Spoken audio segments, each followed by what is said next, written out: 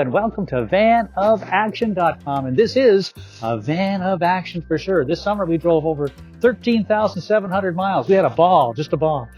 But it's the end of October. Time to put it away for the season, because here in British Columbia, when there's snow on the roads, the van gets a little bit sketchy. So come on with me today. I'm going to show you what I do to winterize it and get it ready so next spring it's all set to go. Along the way, give us a like, a share, and a subscribe. Let's get started.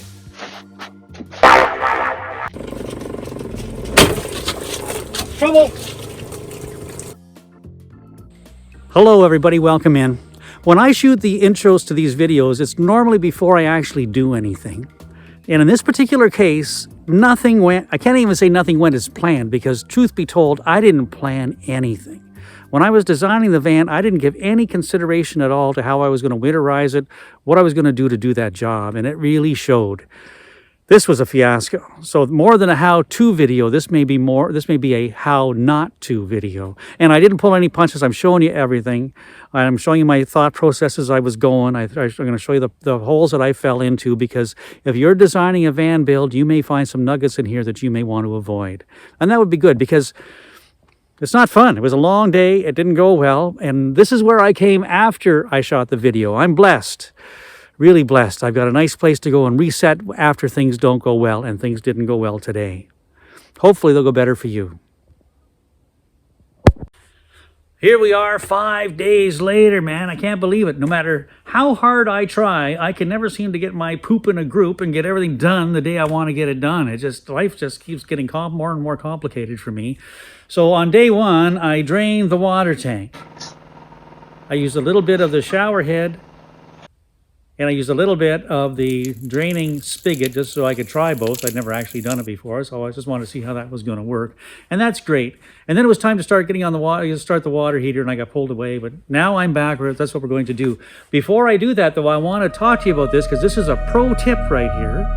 When I was designing this van, I was planning on using a 4-gallon electric water tank. But because of COVID, they weren't available. I couldn't buy one anywhere. And so I had to change it, and I ended up with a 6-gallon electric water tank, which is just wonderful.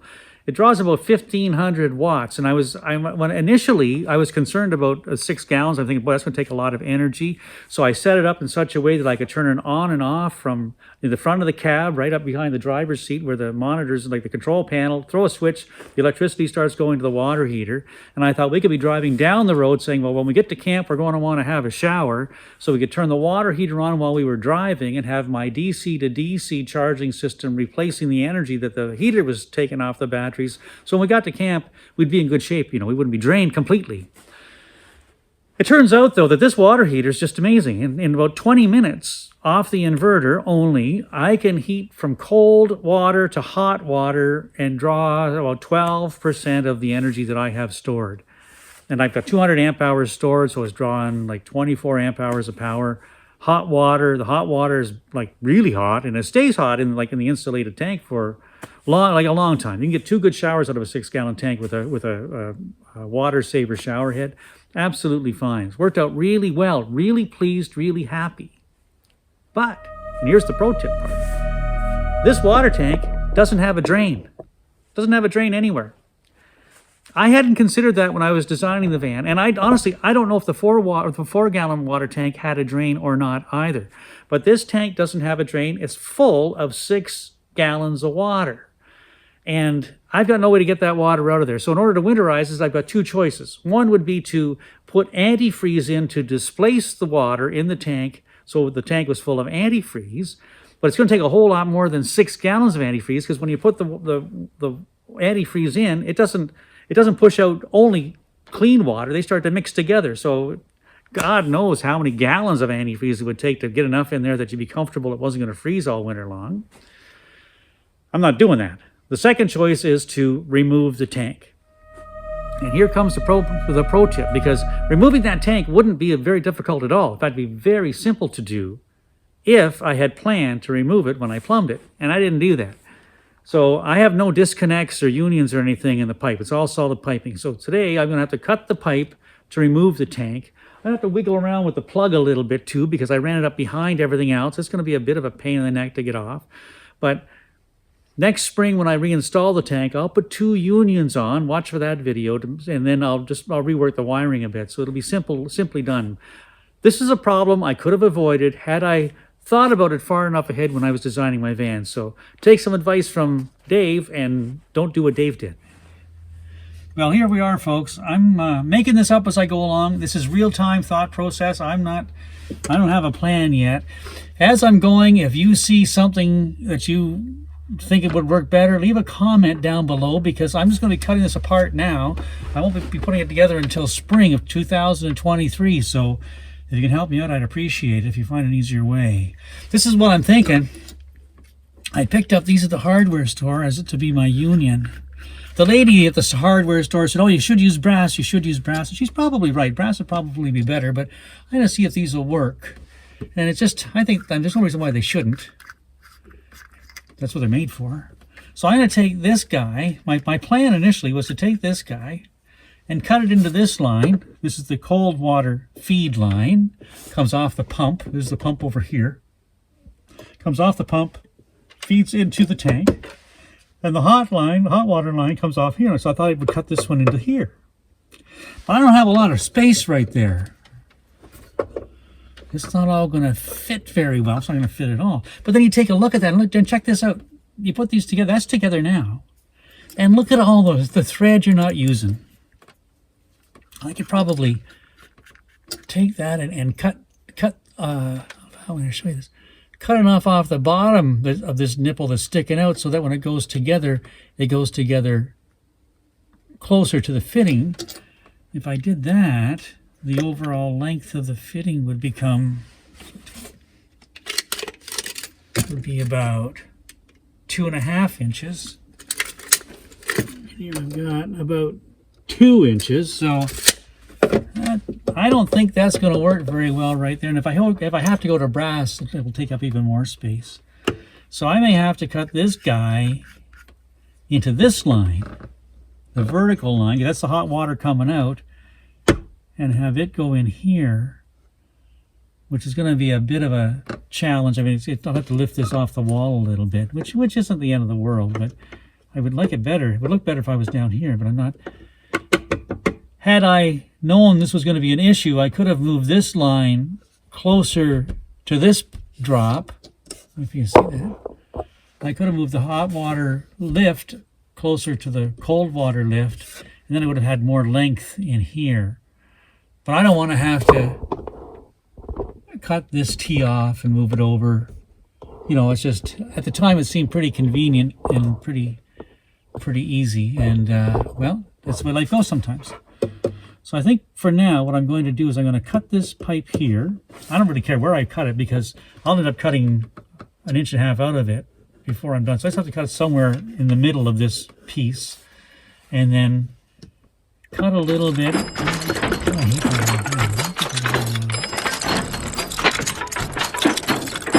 I'm going to cut it here. If anyone can think of a better plan for me, then please leave the comments, because I would really use some help on this. Let me get my saw. Well, you saw it here first, folks. On November the 1st, 2022, I did something that I very rarely do. I actually thought a little bit before I started cutting pipes.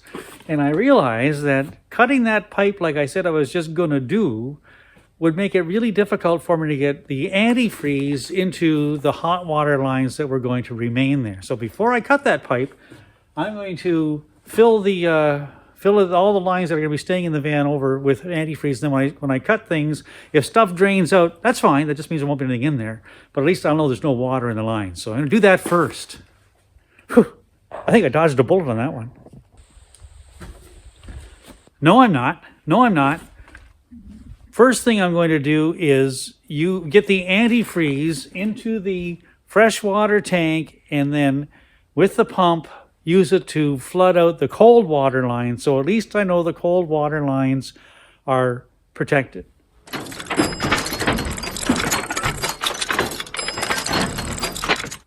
got another idea. Hang on a second.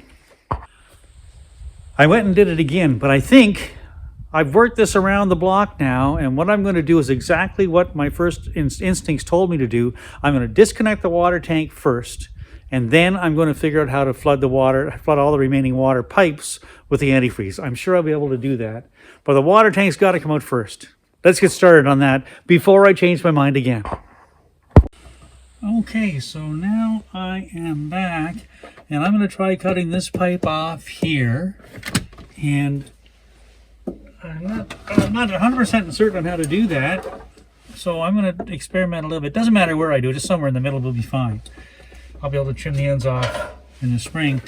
And I thought I would try, because I don't know if it'll work or not. I'm going to try this pipe cutting wheel just to see if it'll actually cut this pipe. I don't know whether it does or not. And I've got my hacksaw. I know I can use a knife, which I'll probably do on the next one. I thought I'd try this to see if it would work. It doesn't have to be neat or tidy.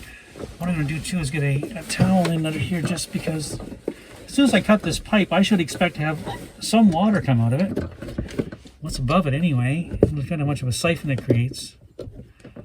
Could be a fair bit of water. If that happens, I will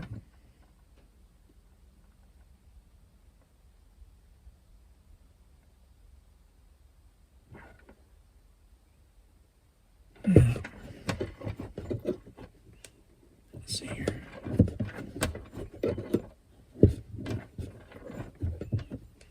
This is the cold water.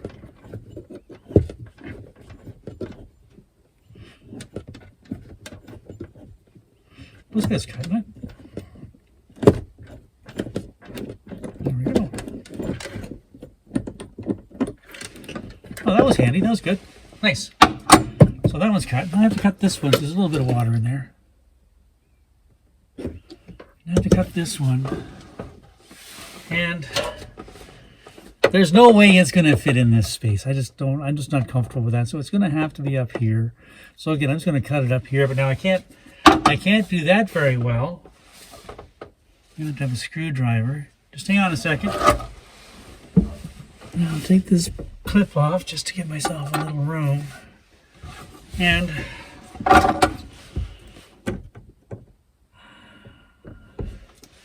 I cut it somewhere in there. I'm going to start by using my hacksaw, because I don't know another way. I'll probably have to finish with my knife.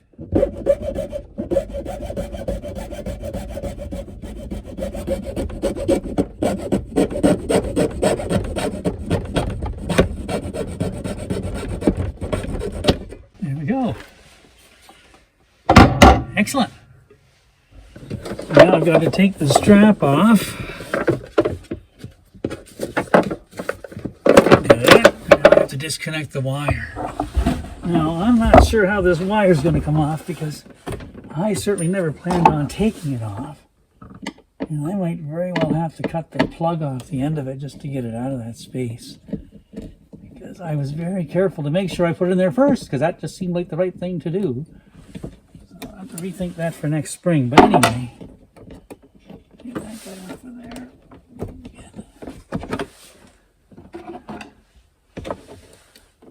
I like to put things back as I take them off. That way I know I won't lose them. Now, that seemed like such a great idea. Be able to sneak past there.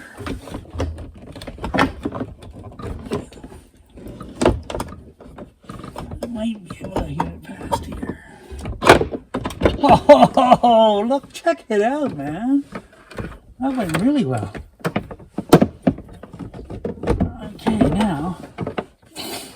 Okay, so now that water heater should be ready to come out. But let me move the camera. Let me move the camera, and we'll just see if it's actually going to work. Now, because I installed that water tank, I know that it sits down on a metal bracket. I have to lift it up about 3/4 of an inch in order to get it off the wall. Let's just see if that'll work. Doing this in real time, so you can all witness it.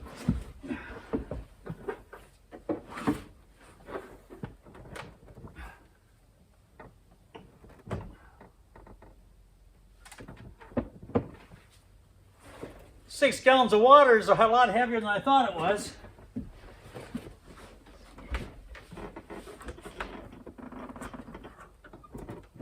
and there's nothing to hang on to. And there's nothing. It's too heavy and there's nothing to grab onto. Give me a second. I cut some wedges and I've got a bar. Let's see if that'll help. If you're like me, you're going to try and do things as easily as possible and with as little work as possible. And I built this little box to hold the kerosene lamp up beside the water heater so it wouldn't tip over. And I had a screw to the deck. I didn't want to have to take that screw out, but I've had to take it out. I mean, it's way like this.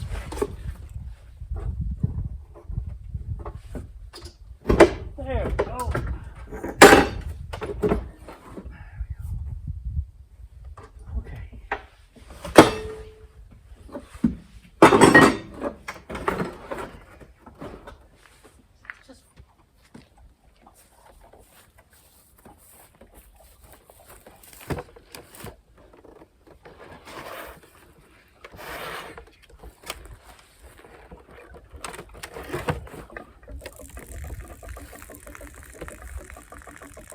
I wouldn't want to have to do that with an 8-gallon hot water tank. And that is good. So now I'm going to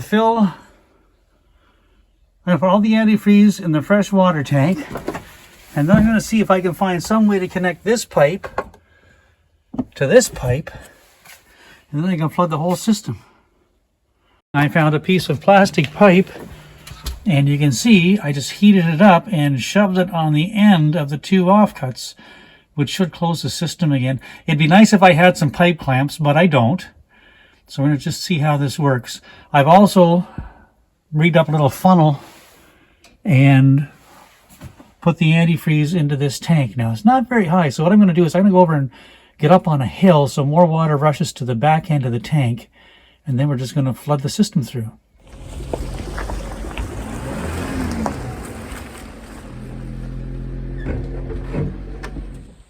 You can see how being on the hill brings more of the antifreeze to the back of the tank. I'll probably be able to get at least half the bottle into the system. I won't need that much. So now I'm ready to flood the water lines, but I'm not sure how much pressure this hose I've put on is going to take without pipe clamps on it. So I'm going to crack open. I've hooked up the shower hose, and I'm going to crack open the hot water tap just a little bit, so that hopefully that'll relieve enough, because I can't control the pump from this end. I've got to go into the cabin, turn the pump on, then come back. So I'm going to start off here and let's just see how it goes. We should see this pipe turn pink. Exciting.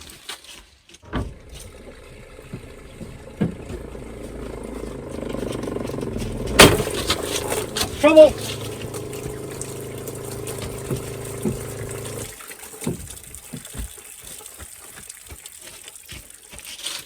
Well, there you go. You saw it here live. Damn it, damn it, damn it, damn it, damn it.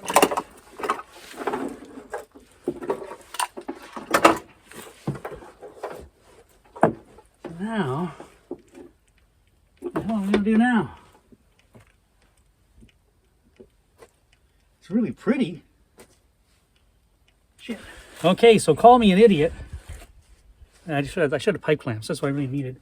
But I think my mistake was I should have had more of the valves open, because as long as there's no back pressure, it should be fine. And you know that the system's flooded when the water starts running pink. So this time around, I just shoved it back on again because I don't have pipe clamps and I don't want to run out. I don't want to go and get pipe clamps is going to take me an hour and a half. Because of where I live, and I don't want to do that. I don't want to spend another hour and a half doing that. So right now what I'm going to do is I'm going to open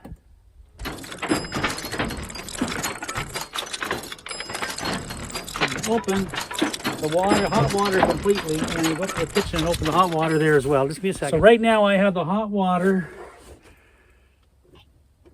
I'm going to turn this hot water off.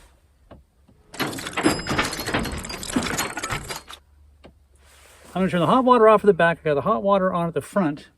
I'm going to go up, because that's where the pump control is. I go up and I'm just going to play with the switch a little bit until the water runs pink. You stay back here and you let me know if anything breaks at this end.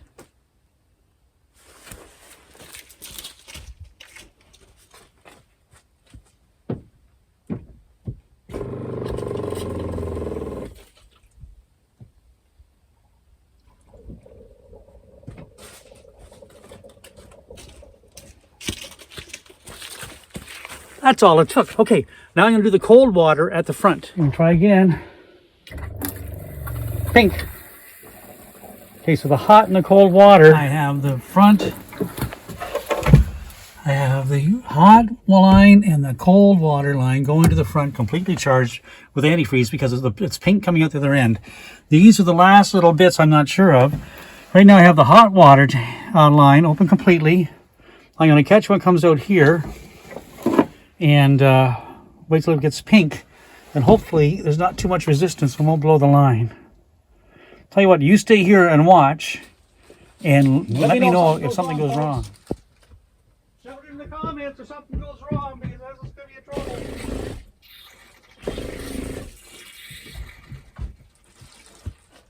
This is when an extra hand would really be helpful. Look, there's pink. That's the hot water charge. Now the cold water I'll open up. You can see that. Yeah, cold water. Here we go. Give me a shout if anything goes wrong.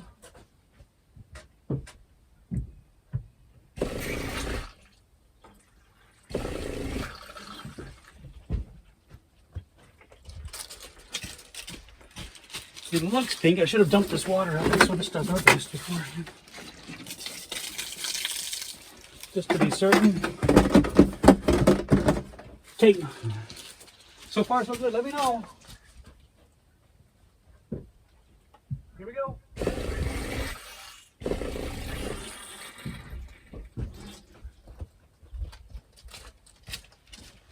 And it's pink coming at the bottom too. Yoo-hoo! That means the whole system is now full of antifreeze.